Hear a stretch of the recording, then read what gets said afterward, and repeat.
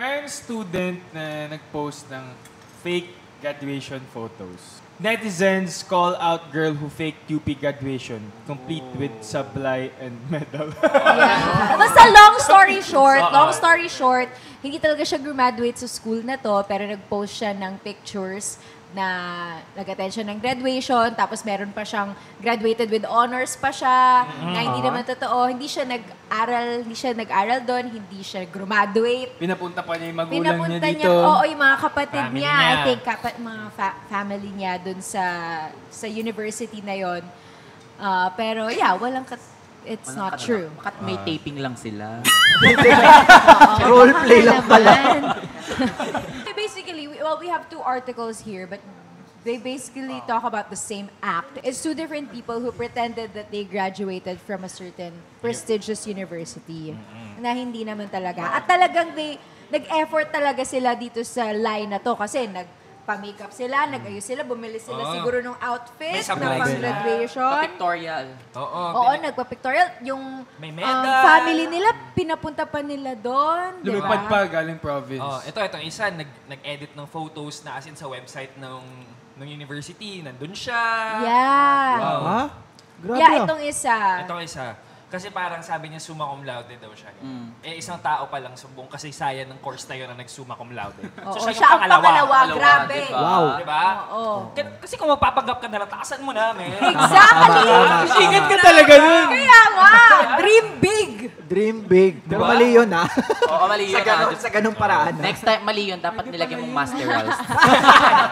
Master diretso. So, with that said, ano yung reasons bakit sa tingin kailangan ninyo na bakit sa tingin ninyo, yung ibang tao, they feel like they have to pretend on social media? As in nagpo-post ng mga achievements or travels or whatever?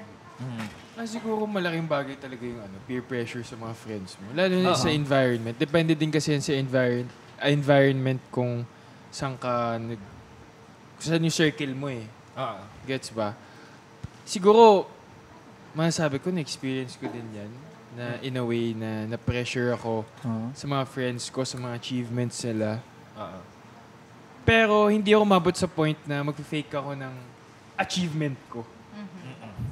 Tsaka siguro, since pinag-uusapan natin kanina na, yun nga with social media, nakikita mo kasi kung ano yung considered cool, ano yung considered maganda, ano yung considered na successful. Parang since gusto mo maging successful, mag-pretend ka na lang na successful ka. Na yun yung i-share mo kasi yun yung magandang content, I guess. So, ayun, kaya siguro na may iba na nagpe-pretend talaga. Or kain ako ng kain. Ako naniniwala din ako dyan. Meron ako isang nakita sa Facebook na sinabi doon na hindi ibig sabihin, hindi porket belong ka, ibig sabihin nun, fit ka na.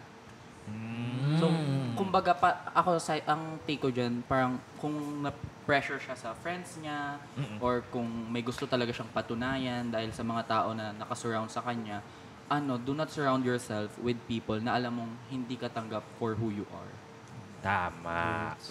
Or, just do the work. Yeah. True. Honestly, Yes. do the work para ma-achieve mo kung ano man yung mga dinidream mong maipost.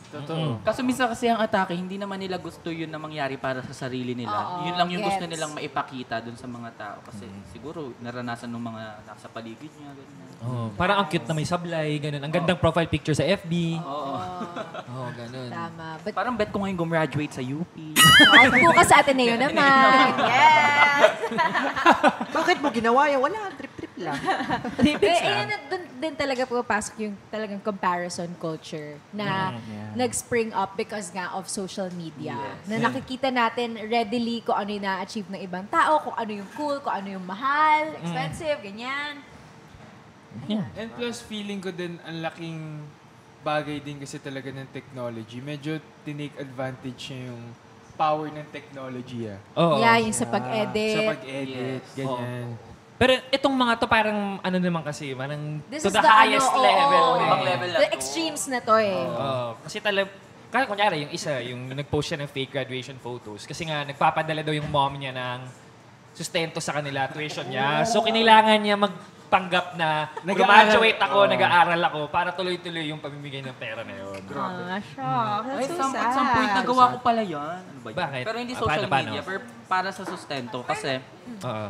varsity volleyball ako before. Tapos, Yes. nag-provincial meet. Eh, hindi ko na kinaya yung training. Nag-quit na ako. Tapos sabi ko lang sa tatay ko, nagki-training pa din ako, wala na kaming budget. Pero ang totoo niya, nakatira na ako sa bahay ng friends ko. Tapos, ayun, doon ako nakatira for 1 month ata sa kanila. Tapos, ayun lang. Oh, So, pero ano masasabi mo ngayon sa Tatay mo. sa Ngayon papa nabisto mo? ka na. Nanonood siya ngayon. Ano Nabisto ka gusto na mo niya. sabihin? Paliwanag ka. Okay na yan. yung dad niya pa yung kinompot eh. Okay na yan, andito naman tayo eh. Ganon talaga, lahat ng tao naloloko.